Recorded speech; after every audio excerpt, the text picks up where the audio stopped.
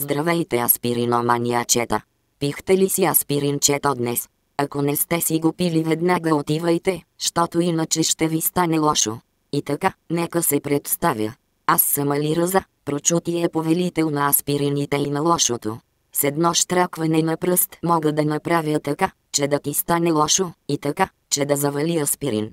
Всеки, естествено, знае, че аз съм много прочут аспиринобос и аспиринотрафикант. Хората ме наричат Али Ръза, аспириноманиака и повелителят на аспирините. Мога да ви продам доста качествен аспирин, и то на изгодна цена. А сега ще ви обясня кой аспирин е качествен и кой не. Фалшивият аспирин е на пръв поглед като истинския аспирин, но последствията след изпиването му са фатални. Например, почва да ви боли силно главата и ви се драйфа.